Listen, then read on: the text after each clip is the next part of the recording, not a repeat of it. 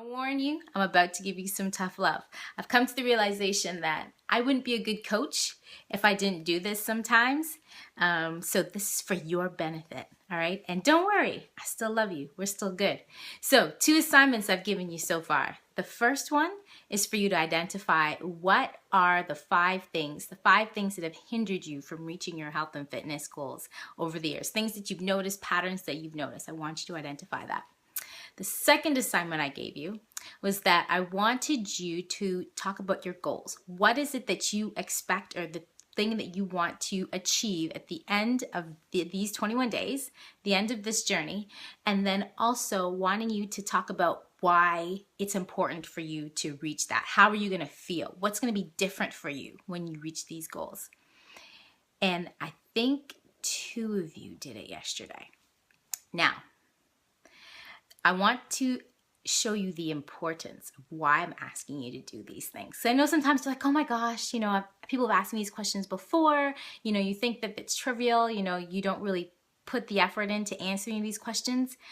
But I want to let you know that weight loss and your fitness journey, improving your health and fitness, is not just a physical thing, it's a mental thing.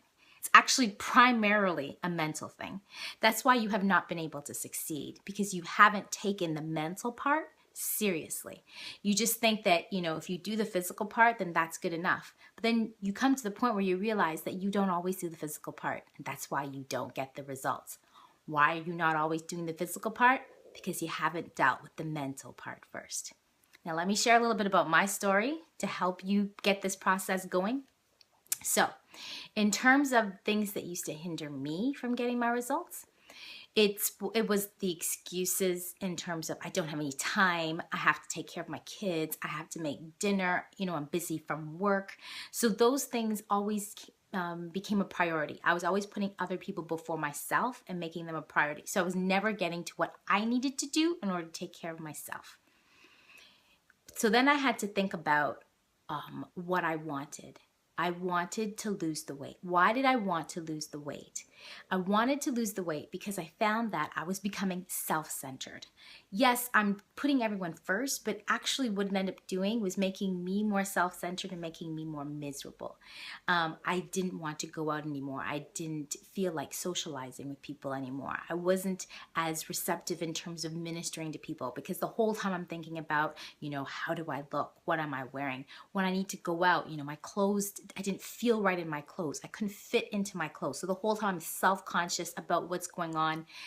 It made me into someone that I didn't want to be.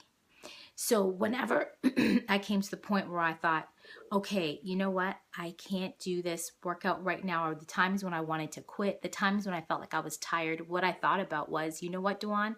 If you don't do this, if you sit on the couch and not work out, if you decide to put that piece of cake in your mouth, that's one more day where you're going to be in that spot where you are ineffective in your giftings, you're ineffective in what your purpose is. You can't fulfill your why. You can't move forward because you're stuck in this trap, right? So that is why I needed to understand why I was losing the weight, why those goals to lose the 78 pounds were important to me, why that goal of working out every day, finishing a 60-day program, for you a 21-day program was important, because I knew it was a stepping stone I needed to take in order to become free from that bondage that I was in. Do you understand what I'm saying?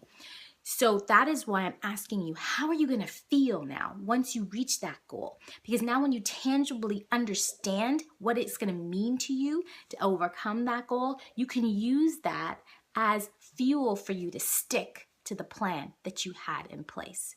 Okay? So when I ask you to do these things, there's a reason behind it.